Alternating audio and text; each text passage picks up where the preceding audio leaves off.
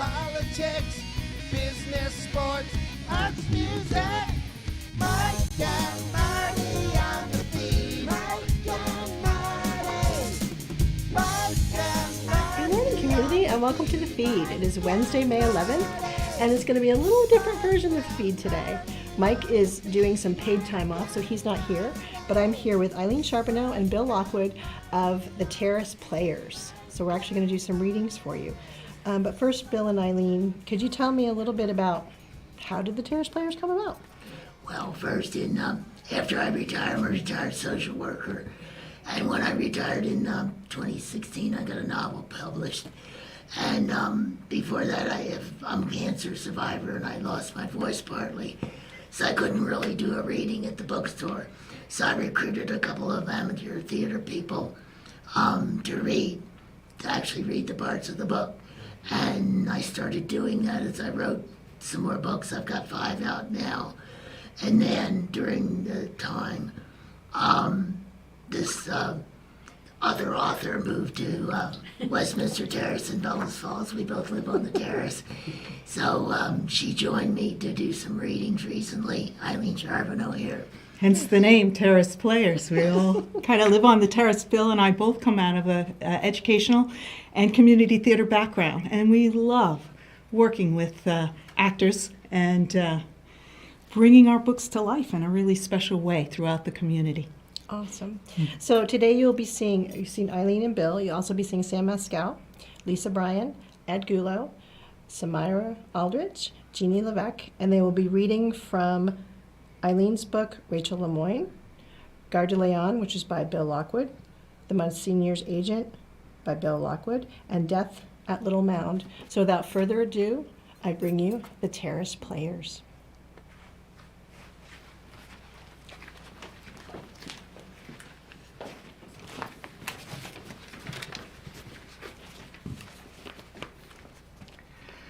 From Rachel Lemoine, The Port of New Orleans. The year is 1847. You are our own dusky angel, Rachel, dear, Miss Wakefield said, and your kind heart is our inspiration. The Home Office is so pleased. Rachel did not feel that she was an angel of any color. She had only wanted to help feed the starving Irish she had read about, the ones who reminded her of her own people. She did not want to leave Choctaw territory, or to spread a religion whose precepts she still needed guidance on herself. But her brother Atoka had dreamed of her where she stood now, on the bow of an American sail and steamship about to head out into the Gulf of Mexico and across the great Atlantic. Rachel breathed in the sea air and searched the dock for the last sight of her brother. I do hope we have not left him to drink and gamble on the streets of this wicked city, never to reach home again. You must pray for his salvation, Rachel. How could she speak of her brother that way, after he and his friends had hauled sacks of their surplus corn crop on and off riverboats from the Arkansas to the Mississippi to New Orleans?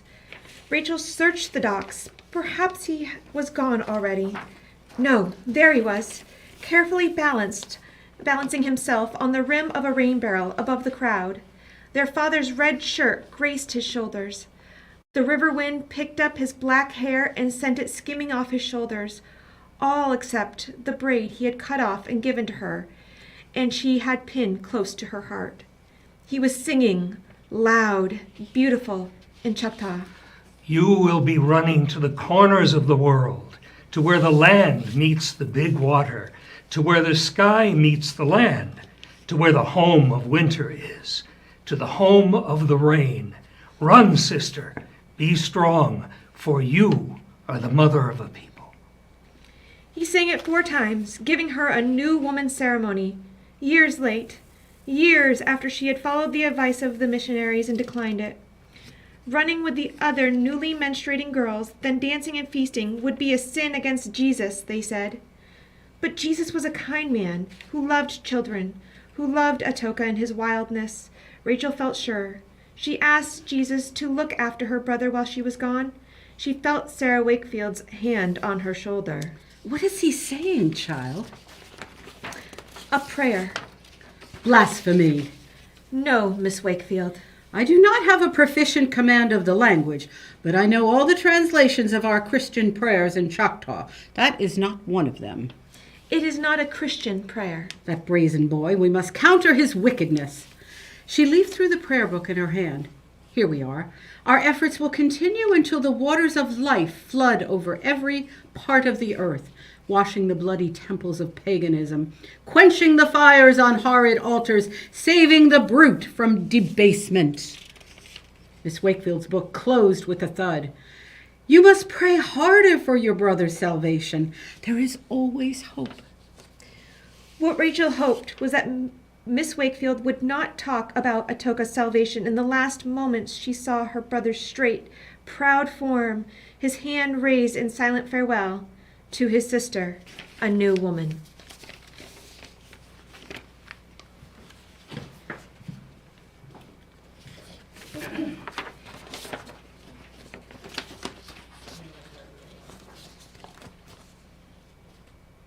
Mary O'Reilly grew up in the 1930s South Boston. She was a descendant of Irish immigrants, as were most of her working-class neighbors. She studied hard, showed talent, and the good nuns who taught her got her a scholarship to study art in college. There she was encouraged to study further in Paris. She took the challenge, and she much enjoyed the student life. She studied hard, and she began calling herself Marie. She began posing as a figure model and selling the odd painting on the sidewalk to make her way. Then in 1939, war was declared. Things changed. The Nazis occupied Paris, and her art school closed. She took a job in a bread shop. There she quickly discovered that the proprietor was part of the Resistance. Marie began delivering their messages. After the bread shop was raided, she was sent from Paris, escorting a downed RAF pilot toward freedom by way of Lyon. She found the little group of houses and shops, with its church, just as Monsieur Claude had described it. It all reminded her of something out of some storybook. Again, she thought that if she didn't know better, one would never imagine there was a war going on. Marie went up the steps to the open door of the small country church. Père Richard was at the altar, busying himself with some papers he had spread out there. Marie walked down the center aisle and stopped at the altar rail. Pierre? She said. He turned with a questioning look. Who are you, my dear? Marie figured she should use her Resistance name. I am Antoinette. Ah, yes, the older man said, as if he recognized her, a visitor from Paris. Oui. She opened her purse and pulled out her cigarette pack, and Madame Bouchard's letter as well. She handed the cigarette pack to the priest, after glancing quickly around. They were completely alone, so she added, Inside, there's a message for you. Oui, the priest nodded, and the cigarette pack disappeared quickly into a pocket of his sack. There was a moment of silence. The priest glanced around as Marie had done. They were still alone in the church. They tell me you are American. Oui. Your country has not yet entered the war. We are waiting. We need your help. I don't have any influence on that. The older man smiled, and there was something about that smile that reminded her of all the kindly old priests of her childhood. She hadn't had all that much contact with them, actually, but this man seemed to be one she could talk to, so she admitted, I don't pay much attention to politics. My role with you as a messenger was discovered in Paris. The Germans have my name. I am on the run. They sent me to help an RAF pilot find his way here. I know. I was told of your arrival. Marie didn't know whether to take that fact as good or bad. So, the plane came last night, and you were attacked. Then it flew back to London? Yes, you have heard the latest. The plane did not land. The RAF man is still here. The priest looked troubled. Then he relaxed, and it turned into an expression of resignation. I must read the message you brought me. I am sure it is a full report. There was a silence again. They were still alone. Marie decided to ask, Can I ask you a question as a priest? I am a priest. Please ask. Then she went ahead and poured out what was most on her mind. I don't know if you've heard this part or not, but last night I caused a man to be shot and killed. Everyone is telling me there is a war, but I must know if you think it is a sin. Ah, my child, tell me more. There is certainly a war. The circumstances are important. Marie quickly explained what had happened with Albert the night before, and the priest thought a moment before he replied, "There is a special place in hell for traitors, my dear. I don't think our dear Lord would have any problem with what you did." "Thank you, Father." Marie let out a long breath. "Now I feel much better. Like everyone says nowadays, this is a war, this is not a game. That is exactly what Monsieur Claude told me. He is a wise man." Marie frowned. "I don't like him much," she admitted. "We need not like everyone we must follow. That is part of war too. Would you like me to give you absolution?" Marie almost smiled. "Oh, I don't know about that. I've done so many things in my life in Paris, and maybe even before, that I'm likely too far gone." "My child, no one is ever too far gone in the eyes of God." "Well, we'll have to see. I don't think this will be the only message they'll send me with. I'll let you know." "As you wish." The priest dismissed the matter with a wave of his hand.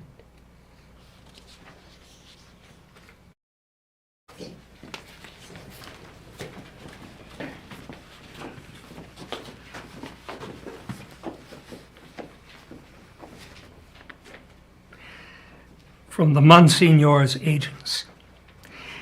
Allison, a young U.S. Army intelligence officer stationed in Rome, is loaned to the Vatican for the 1983 anniversary of the 1981 and 1982 assassination attempts on the Pope.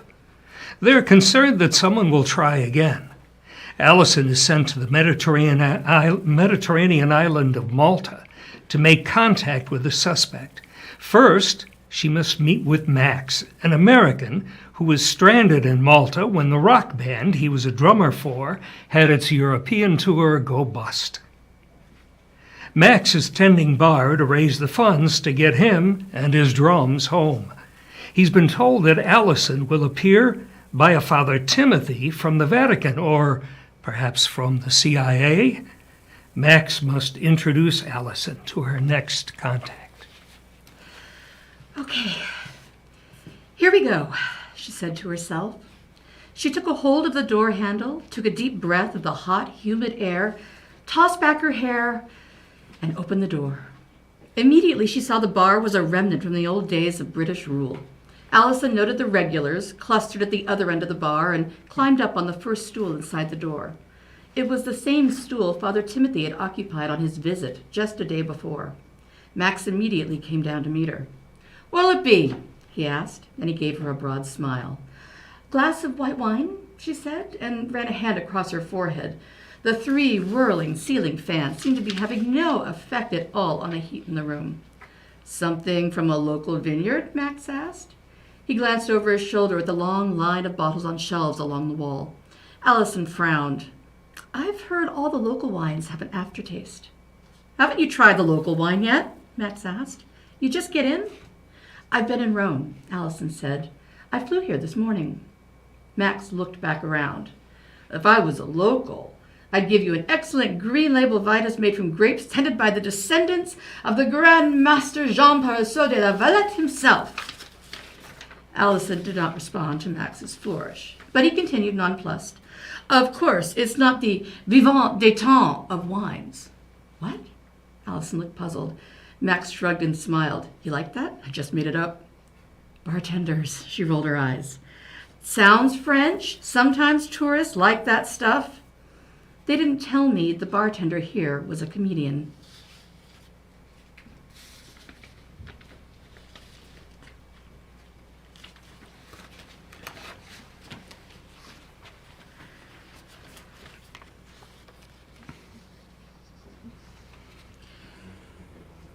Ted Gist looked down at the girl crouching in the trench. He became lost in the swirling red pattern of the kerchief tied around her black hair. With a dry paintbrush and infinite patience, she dusted around the small skull of the skeleton. She turned and looked up at him. Hey, haul some of this dirt out. Sure. You wearing sunblock? No. You'd better put some on. She shielded her eyes. You don't even have a farmer's tan. A farmer's... Just arms and neck. She was right. Playing computer games since his family's move to the South hadn't contributed to his color or his conversation skills. I guess I have a buffalo tan. Buffalo? But that would be very dark, to be like the buffalo. The city, not the animal. I'm from Buffalo, New York. Plenty of snow, not a lot of sun. Oh, are you not the assistant Dr. Hamilton promised me? She thought he was some college guy? Cool. I'm just visiting. Well, come down into the shade, Buffalo Man. We put our visitors to work. Tad tried to think of an excuse not to climb down into that trench, one that wouldn't make him sound like a wimp or a jerk. Inspiration didn't strike. He descended. The trench widened into a chamber. He caught a peripheral view of a skeleton on its stone bier, a string of copper beads across its rib cage. He didn't want to look directly at those bones or let go of the girl's hand, so he shook it. I'm Tad. My father's Dr. Stan Geis, new anthropologist at Morris University. My mother's Kelsey Doyle. She just got a job at Current News Network. We moved to Atlanta near the university. That's at about 90 miles south of here. I was half asleep in the car. Let go of her, he told his grasping fingers. Either all you can do is grunt or else you can't shut up. The girl gave his hand a firm shake. I am Linda, daughter of Naomi Aniwaya, clan mother of the Snowbird Cherokee. My father is James Tassel. We live near Cartersville. Aren't we formal down here in the mud? Linda looked at the skeleton. This is the person I devote my time to here. I call her Talala. Tad forced himself to look at the bones on the slab. The small skeleton was huddled, knees toward chest. Talala, he said. What does that mean? Woodpecker, because I believe she was a pipe stem carver, an artist who pecks to find her vision in the stone. Wasn't this a child? No, Talala is a woman. The people of this land were smaller then, 500 years before Columbus landed. The mound builders were of the culture the scientists call Mississippian. Archaeologists have done extensive work at the Etowah site, so didn't think these mounds were worth preserving. You know, seen one outpost of ancient Mississippian civilization, seen them all? Then Morris University got involved. We are so grateful, Tad. Tad remembered about the time constraints brought on by the dam project. That was one of the reasons his family had to move so quickly. Talala was buried in a fashion that befits a craftsperson. I found tools at her head and many ceremonial pipe stems around her. They were carved in the forms of the frog, the owl, the turtle. See? She showed him a sketchbook full of accurate, detailed pencil drawings. The collection went beyond good craftsmanship. Linda Tassel was an artist. Maybe when this woman died, they buried her with some of her own work. Do you think that makes sense, Tad? Sure, why not? Why not exactly? Tad, I don't know that name. Are you a good swimmer then? Named after the tadpole? No, it's short for Thaddeus. Thaddeus. She pronounced carefully. How exotic. A girl with her head wrapped in a red turban dusting bones was calling him exotic? My grandfather had his last name shortened to Gist after he immigrated from Poland, Tad explained. The family's been making up for it in fancy first names ever since. I like that tradition. And the name's meaning? Well, Thaddeus, it's the Polish form of Thaddeus. It means courageous. I like that too.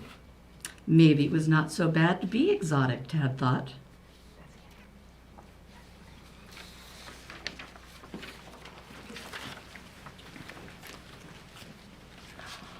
Well, that was awesome. Big round of applause, studio Wonderful. audience too, Thank for the Terrace players. So, in doing a little research about all of your books, I was curious how you seem to have a wide array of characters, a wide array of settings, a wide array of storylines. How do you come up with all that? I think what Bill and I have in common is we look at pieces of American history that kind of haven't been covered, that are kind of in the footnotes, and try to illuminate them and the people who come out of them. Rachel Lemoine is based on very little known fact of American history is that the Irish were helped during their Angkor Tamor, the Great Hunger, by the Choctaw people, who were only 11 years from their own Trail of Tears. So these were a poor people, American people, helping a poor Irish people. And I said, oh, there's a story in that. And I wanted to illuminate it in a personal way. Nice. Yeah, and I like the obscure things, the things that aren't like big, like in the Monsignor's Agents, I use Malta. Who's ever heard of Malta? Maybe you've heard of it. And the Vatican having secret agents has always just fascinated me. That they probably do.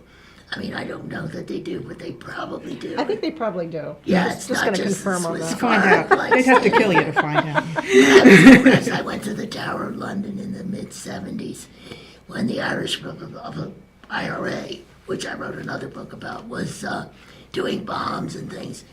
And the guy dressed up in the shako and the red suit and all at the little guard box. It's an ancient uniform, but he had a modern assault rifle. And it just, yeah. Juxtaposition. Juxtaposition, exactly. Yeah. Exactly. I know that your newest, and is Death at Lemoine your newest book? Uh-huh. That is a young adult book. It's is a young that adult is that a book, new yeah. genre for you to be writing in? It's not new. I started writing in Okay. young adult, then historical novels, and then I went to a whole series of adult novels, and now I'm back in the mystery field, mystery young adult, and really enjoy it. It came from my love of Nancy Drew, which a lot of I was ladies gonna out ask there. you. I said, wouldn't it be great to have a Nancy Drew who's a Cherokee? when I read the synopsis of it, I said, "Oh my God, it sounds like a Nancy Drew series." Yeah. I thought that was really cool. So, which leads me to the next question: how do you come up with your character names? Oh, I don't know. It just strikes me, oh, this is a good name. I don't have, I've never named anybody Jeannie, my wife's name, or anything really close, like some of our relatives, because I don't want them to think I'm talking about them, It's true. Good. But I don't know. Good policy. The name just seems to fit sometimes. Is that I love, because I write historical novels, I love visiting graveyards and finding names from that period, and they're often just wonderful, like in our own Rockingham. and that fits in my time period. Let's have an Ezekiel. Let's have an Isaiah in here. Yeah. That's awesome. So, if people are looking to find your books, where can they find them? Well, how we got together was through Pat Fowler, our wonderful local bookseller, who put us together at a signing, and that's how we met each other and became Mutual Admiration Society, Bill and I. So you can always find our books there and in the library and, at any of your local bookstores or online, because, of course, they're all now digital. Yeah, Which is great because that allowed me to research really quickly and get all the synopsis. And Bill, you want to speak a little bit about you have an upcoming Yeah, reading? my next one is called Fourth Century with a question mark, and it's set on the California coast in the wake of the Manson panic about break-ins and all. And it has to do with some faked break-ins and a nosy neighbor who becomes a vigilante. And on the 17th, June 17th, at 6 o'clock, there'll be a reading of that at the bookstore with the Terrace players. They don't know about it yet. They just haven't. They haven't got their parts But, yet, but they'll take them. We're going to have it that day, that night. Awesome. So if you're looking to get any of the books, go to the Village Square Booksellers. Please make sure you attend the reading. Readings are fun anyway, and you get to talk. Do you then talk about your process and question and answer? Is that usually how the Yeah. readings? Yeah. Question and answer. And I would just like to have the Terrace players come back in real briefly so they can take a bow, and that will be the end of our show. And I thank you so much for coming, and I thank you, audience, for tuning in. We'll see you next week on the feed. Come on in and Thank take you a for bow. having us. Come on in and take a bow. Just wanted to get yeah, it's okay. Sure, he's in front. Feel it?